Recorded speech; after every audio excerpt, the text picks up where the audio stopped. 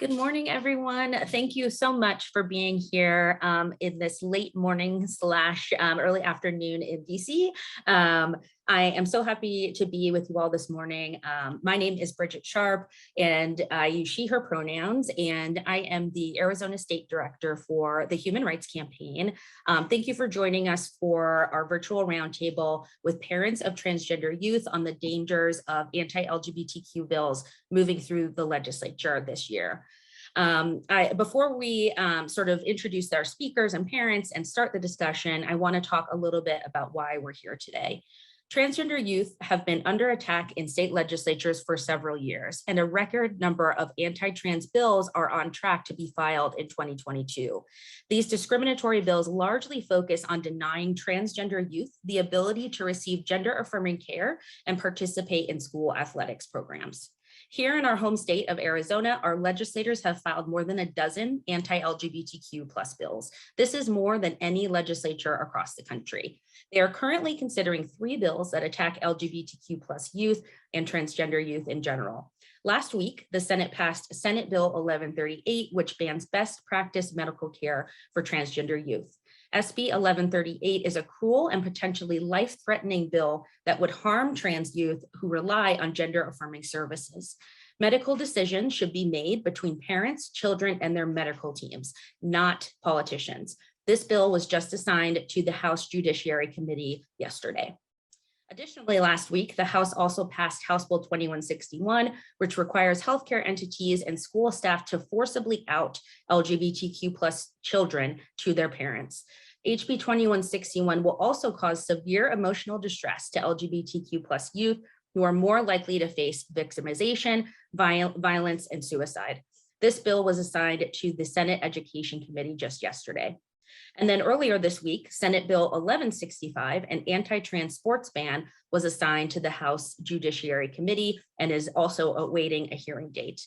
This harmful, discriminatory bill would ban transgender youth from participating in sports consistent with their gender identity. These kids are just kids, and they should be allowed to play. The parents joining us today have had to sit through hearings and listen as our elected officials attacked their children. They've shown no shame as they've tried to dehumanize and invalidate their identities. Caught in the crosshairs of anti-LGBTQ elected officials' divisive political strategy are vulnerable children who are simply trying to navigate their adolescence. I want to be clear, politicians are culpable for the harm they cause to LGBTQ+ people's well-being simply by being subjected to continual legislative attacks on their dignity and humanity. There are real consequences to the discrimination perpetrated upon LGBTQ+ people and particularly transgender youth. 55% of LGBTQ+ Arizonans have reported that they've suffered from depression in just the past 2 weeks alone. Last night, in his State of the Union speech, President Biden condemned the onslaught of state laws targeting transgender Americans, pledging his support for trans youth being targeted by lawmakers in state houses across the country. And just today, more than 2,500 parents from all 50 states and Washington, D.C. issued an open letter organized by HRC condemning the avalanche of anti-transgender legislation moving in legislatures across the country. Arizona lawmakers must do the right thing. They must put an end to these harmful bills that are hurting trans youth and their families. The parents of transgender youth joining us today will share more about these bills and the personal impact they are having on their lives and the lives and well-being of their children. We will leave time at the end for press to ask questions after our discussion. I'm now going to turn it over to Lizette and Jose Trujillo from Tucson, Arizona, to introduce themselves and share a little bit about their family. Good morning, everyone, and thank you for being here with us today. My name is Lizette Trujillo. I am the mother of a 14-year-old transgender son who socially transitioned when he was 8 years old. And so we have been on this journey for a very long time. We are also proud members of the Human Rights Campaign, Parents for Transgender Equality National Council, it's a mouthful, as well as facilitators and coordinators for Saga's Families Transformed here in Tucson, Arizona. We are a Latinx family, bilingual, and proud of our roots here in Arizona. This has been a terrible time for us.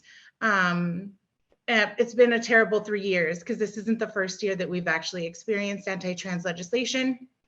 And feeling the effects and the hostility that this legislation continues to wage against immigrant families and trans youth makes it even harder when we want to call this state home.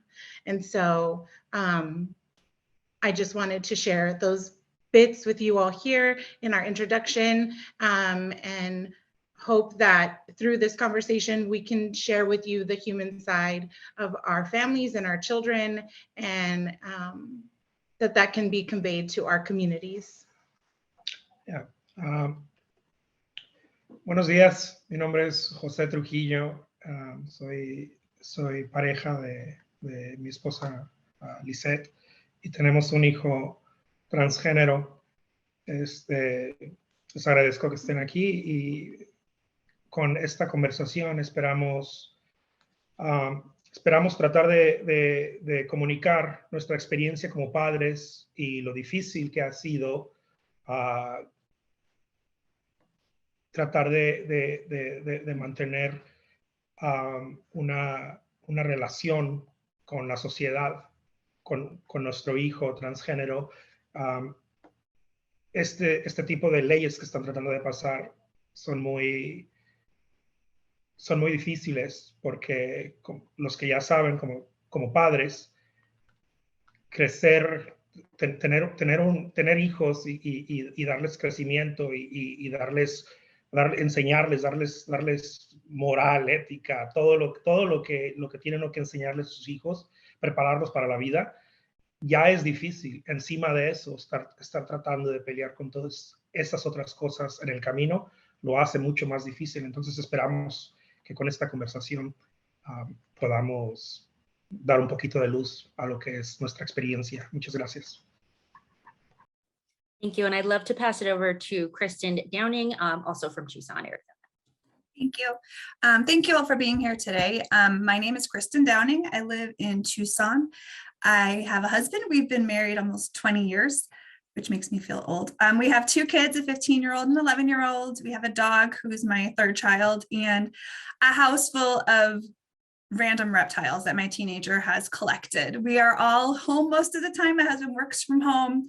I'm taking online college classes. My 15-year-old's taking online high school classes, and I homeschool my 6th grader.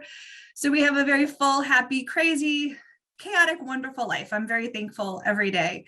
Unfortunately, the past few months, I've had to take a lot of time away from my family and our crazy life to speak out against all of these anti-trans bills that would harm my family. My 15-year-old is trans non-binary and uses he, him pronouns. A little bit about him: he is, I know I'm biased as mom, but he's a truly gifted artist. He creates worlds and characters, and I just love hearing all about them. As I've said, he is obsessed with reptiles and wants to be an exotic animal vet. He's just a wonderful kid who has so much to offer. The reason I've gotten so involved on the medical bill in particular this year is because about a year ago, I wasn't sure that my teenager would be around to share his light with the world. Truly, it's because of our supportive community. We have so many friends and family that surround us, are loving and kind. They see my child as more than his pronouns and gender identity, but also especially our doctors and therapists who, again, see my child as a person. And just briefly, I would love to say that regarding the medical bills, every child's path is different. And that's true for everybody. Every medical journey is different, but with us, and from what I know of families here in town, I'm part of the Families Transformed with Lizette, and we hear stories. Every decision that we make for and with our kids is done with so much consideration and care and discussions with the doctor, and then discussions at home with the family, and none of it is taken lightly. We are constantly thinking about my child's best interests, well-being, mental health. Putting the government in the middle of that is I don't even have words. It's an awful idea, and it's my right as my child's parent to make the medical decisions for and with my child. And so I just wanted to say that's the reason that I'm so involved with the medical part of this, because I've seen it firsthand with my child, and I want my child to grow up. I want my child to become a vet and breed the geckos and go to expos, even though I hate snakes and reptiles. I want that. I want all of that. And he has the right to that. He has a right to have the same health care as his peers. He has the right to live his life and have the same rights. His gender identity should not preclude him from getting good health care. Thank you. Thank you, Kristen. And now I'll pass it to Derek Fielder, a parent from Tucson as well. Hi, I'm Derek. I've spent most of my adult life in the United States Army or Army National Guard in the service of the principles of the Declaration of Independence in the Constitution. I'm currently a captain in the Arizona Army National Guard. I've fought in war and deployed 4 times because I believe so devoutly in this principle. And so it's pretty disheartening to, to see these bills come up to our legislation and actually have a chance of passing. I'm here today because my son is transgender. He came out to us as transgender a year ago when I was on deployment overseas. And it's been a difficult process for us. My wife and my intuitive reaction when he came out to us was to express our unequivocal love and support, but that wasn't easy. Me and my wife talked, on video chats and on the phone for months, trying to figure out what's the best way forward, what's the best thing to do for our child. For a long time, we hoped that it was just going to be a phase that would pass if we just didn't talk about it with him until I got home from deployment. We spent countless sleepless nights worrying about whether we were doing the right things. And we had a lot of shame. My wife and I both believed ourselves to be progressive, open-minded people. We rely on reason and science to come to decisions about things and to form our views. But there we were, wishing desperately that our child was not transgender. So I took that opportunity, that sense of shame, to start doing some research and start really figuring out, trying to understand what this meant for my son, for us, and just in general, what does it mean to be transgender? So I did a lot of research. I'm a nerd. I'm a big dork. So I started looking up academic articles, sociology, psychology, medical, reading as much as I could. And I learned a lot that changed my mind about a lot of misconceptions that I held previously. The biggest thing is that I learned that gender affirming care saves lives. And I also confirmed what I knew intuitively, that what matters is my child's spirit and character as a human being. And my 10-year-old has the courage to live authentically. In this day and age, with all these attacks, he has courage. And he trusts that I'm going to love him no matter what for who he is. And that humbles me. He makes me a better father and a better human being. I don't think any parent wants this for their children, knowing the hardships and dangers that are involved. But what we do want is for our kids to have the freedom to live authentically, to have hope for their lives, for their futures, and to have the opportunity to realize those hopes. And that's why I'm here. Thank you. Thank you so much, Derek. And Delia?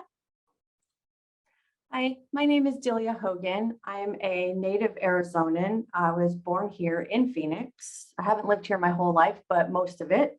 And my daughter was born here and my parents live here. We have definite roots here in Arizona. We knew from the time our child was about 5 that she was gender non-conforming.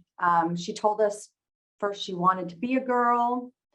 We never pushed any kind of agenda on her. We just let her be.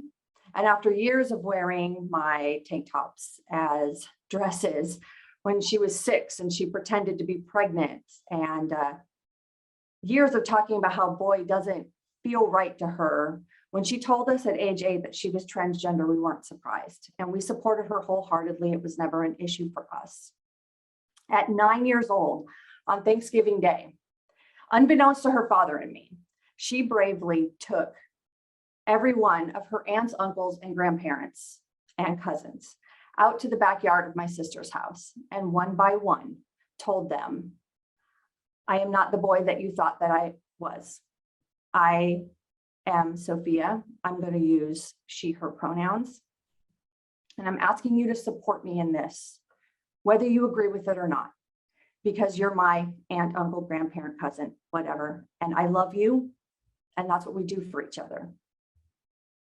And at that moment, Sophia was born, and she has been Sophia ever since. And she's now 11, almost 12. That is 7 years of figuring herself out in a home that never forced any kind of gender stereotypes on her. This isn't a phase. It's not a trend. This is not a 3-minute TikTok for her. This is her life. This is her reality, and this is her identity. And it is hard. Living in a body that she doesn't identify with is a kind of hell that my child deals with every day, and I see how it hurts her. I see the yearning in her eyes to look like the other girls. I hear her cry in the shower when she's forced to see her body. And I've listened to her and held her as she tells me how she would rather die than to live in the body that she has. And if that's her only choice, she would rather opt out. And in those moments, I know that I would do anything in my power to make it better for her. Anything that would give her a future that she can look forward to. So this last year, when she started puberty, I witnessed the relief and tears of joy on her face when we told her that she could get the puberty blockers that she had been just, that were her hope for her future. I believe that they will quite literally save her life.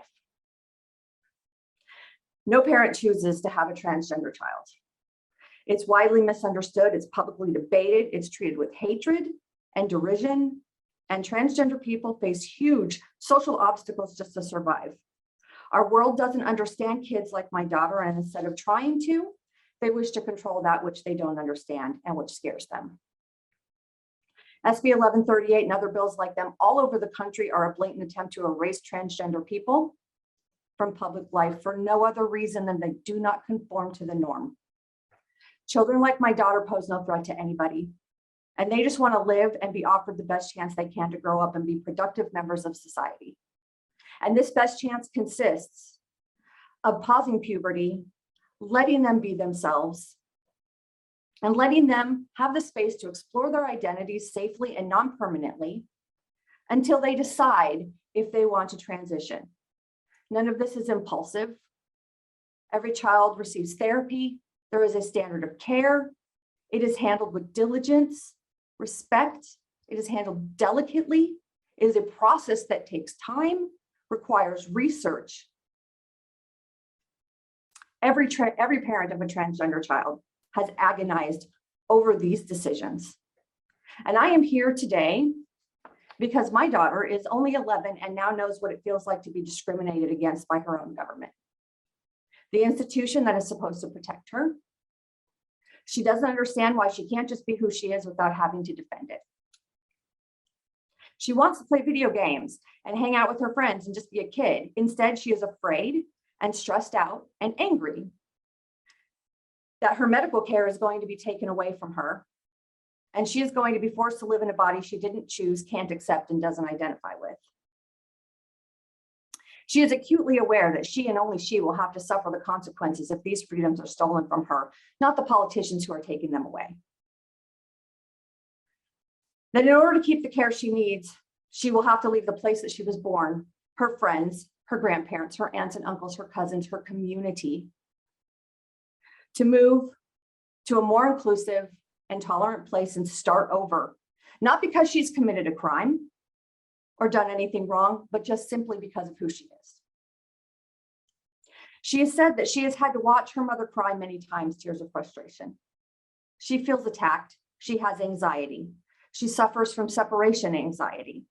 In short, she suffers all the adult things that she is too young for and should have to be forced upon her by an institution that is determined to erase her. She's a little girl. She loves history. She loves her friends. She's a vegan. She loves animals. She just wants to be. And I want to be able to support her. And I want our lawmakers to support her just being the beautiful child that she is. Thank you so much, Delia. So a couple of questions I'd love to pose to our parents, and feel free to speak up. How are these anti-trans bills that are moving through the legislature directly impacting your child's mental health and well-being? Well, I know for my son, he's nervous, he's stressed. He just started playing basketball, and now he's wondering, is he going to be allowed to keep playing if they find out that he's transgender? So we haven't told any of the coaches or anything. That worries him. Yeah, he's already worried at school. Our school has been great ever since we notified them that my son was transitioning. They were very supportive. They're being excellent about using the correct pronouns and everything. And even then, he's still nervous about using the bathroom at school. He doesn't want to use the gender neutral bathroom because it just makes him feel, segregated. But he's afraid to use the bathroom with the gender he identifies as. And these bills don't do anything to alleviate that. They just make it worse. He just wants to be who he is. And this challenges that. It makes him worry about whether he's going to get to continue being who he is. He's been so happy since we moved here a few months ago, being able to live how he's felt for a long time. And always now in the back of his mind, he's wondering, is this going to go away? And really quickly, just considering time, if any reporters on the call would like to ask your questions via chat, I can go ahead and ask those of the parents as well. Just be sure you identify which publication you are from. Lizette or Kristen, did you want to hop in on that previous question? I can, sure. It's been awful for my child. It's hard enough being a teenager in the middle of a pandemic and all that entails. A conversation that keeps coming to mind that happened last year during the last legislative session, which was also awful. Something had happened, it's 2021, something happened every day. I can't remember what murder hornets, I don't know what it was, but my husband said to my teenager, don't you watch the news? And he said, why would I watch that? All that's going on are people debating my existence, which he was 14 at the time. And it's awful that these kids know that. So it's heavy on me as mom. It's hard to constantly be begging for my child to have the same rights. But harder than that is to know how heavy it is for him to know that there are people out there who feel like he shouldn't exist. So.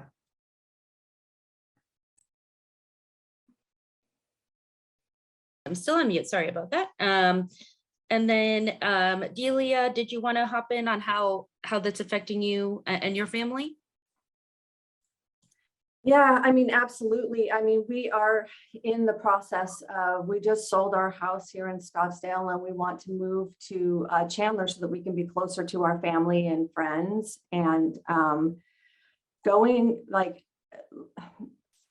that's supposed to be a happy, time. Like we're moving, we're going to be buying a new house, we're going to be doing all of these things. And, this has been a rain cloud over our heads for, just months. And the threat of having to leave, because that's really the crux of this issue, is that if these kinds of legislation pass, we are going to have to leave Arizona. And this is a real problem for us. I have parents here who are aging.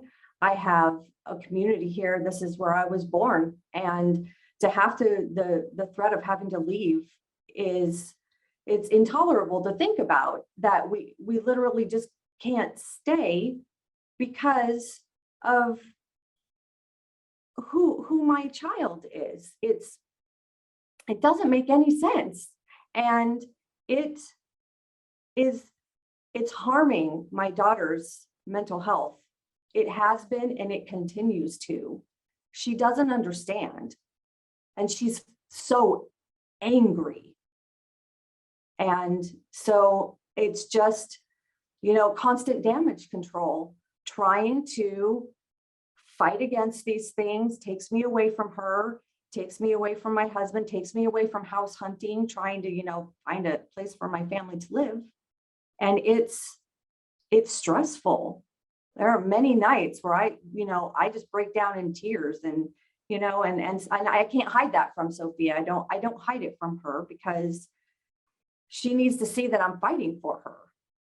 So it's very difficult. It's extremely difficult, and it's wrong, is the real bottom line, is that it's not right. And then one final question for Lizette and Jose. What do you want Arizona lawmakers to know about your family and how these bills affect you all on a daily basis? I think the most important thing that I want to impress upon journalists is that the way that we frame the conversation matters. There's nothing wrong with our transgender loved ones or our children. I hope and pray for a future where trans loved ones are accepted and not rejected in their homes. What is really wrong is the ways in which society and policymakers have discriminated and against, and how we as a whole society have discriminated against transgender people. And I think that was, that's the most important thing. But I think our son has said this on more than one occasion. I go to school and I'm safe and I'm happy and I'm supported by my friends. I have a wonderful community. And when I go to the Capitol, I hear adults speak about me in ways that is discriminatory and scary and not true to my experience, not true to my lived everyday experience. And so I think that these are fabricated problems to garner votes and to create fear in communities about a population of people that are already vulnerable. And I also want to say, my son wanted me to say that he is proof that loving your child and supporting them and creating communities that are supportive and putting them in school settings that allow them to focus on just being a kid and focus on achieving an education. He's proof that all of that works. That having a medical care team that offers resources, that playing sports, everything that his cis peers get to do every day just ensures that he too gets to thrive like the people around him. And so while we recognize that there are a lot of youth, trans youth, especially who do not have that experience that my child is having, if we created a better world, all trans kids could.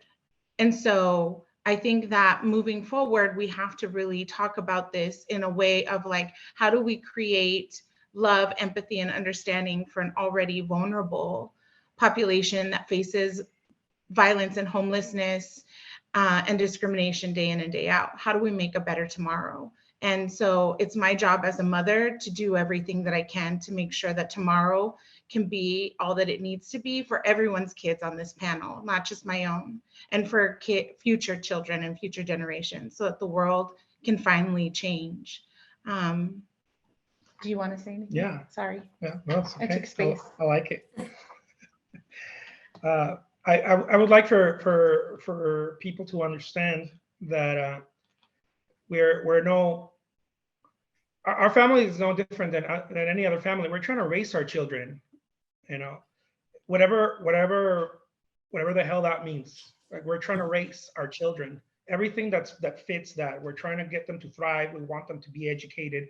We want all the best for our children, the same way anyone hearing this wants for their children, whoever has children. This bills, all these things are roadblocks on top of the gargantuan effort that is put on raising children. On top of that, and it's not just roadblocks for many of the children in the community. It literally could mean life or death for many. And so this is an experiential thing. If they're not in it, they can't see it. And what I'm asking is, believe us. Believe that we're doing the right thing because we love our children. Believe that we're not Googling things on, I don't know, we're not going on YouTube and trying to figure things out. No, we're doing research. We're talking to professionals. There are professionals helping us along the way, and trust that parents know what's best. We don't need government involved in what's best for our children. Thank you. Bridget, if I could, I'd like to make a comment on that as well. Sure. I would kind of to second some of their comments. I just want lawmakers and everybody to know that we're just ordinary people. Like, I grew up on a farm in rural Nebraska. My wife grew up in a blue-collar working class family. She's a nurse. I worked for over 10 years in construction before getting a new career just recently. We're not radicals or deviants or, you know, any sort of straw man image that these lawmakers are projecting onto us. You know, my son too, he's a typical kid. You know, we started noticing things when he was about 4, when he started going to preschool. You know, he's a super vivacious, fun, smart, funny kid. And he kept complaining about not having friends at school. And I didn't really get it. You know, it just really confused me. So I didn't really put much stock in what he was telling me. But over the years, it just got worse and worse, to the point where he'd be crying at bedtime saying, why can't I be normal so that other kids would want to play with me? And I didn't get it even then. I just felt terrible until he came out to us. And then I got it. And I started understanding why he felt so separate and apart. And that's why we moved. As you know, we couldn't keep living in Iowa and our kids being miserable and not fitting in, not having a community. And we found that here. You know, we've gone to Families Transformed in Sahuarita, and we found a doctor that specializes in trans youth. We found a therapist, and it's just transformed our son. He's flourished like never before. And, you know, he's just, you know, he's like any other kid out there that's not transgender. You know, he loves basketball, drawing, writing. Every week he wants to do something different when he grows up, you know, and it's just so much fun to watch that enthusiasm for his life. And I want to see that continue. And to do that, we need to have access to those support structures, whether it's medical care or supportive sports and education. We need to have that to give him a fair shot at, you know, realizing the opportunities and the hopes that he has. Thank you so much for that, Derek. Just being aware of time, I wanted to wrap up, give a huge thanks to Derek, Delia, Lizette, Jose, and Kristen for being on and taking time this morning to share your stories and be vulnerable on such important issues. And I know that the team at HRC will be following up with press, with documents, as well as just follow-up information. So please expect that. But we really appreciate your willingness to hear us out this morning and give really good attention to these issues that are affecting so many here in Arizona. Thank you so much, everyone.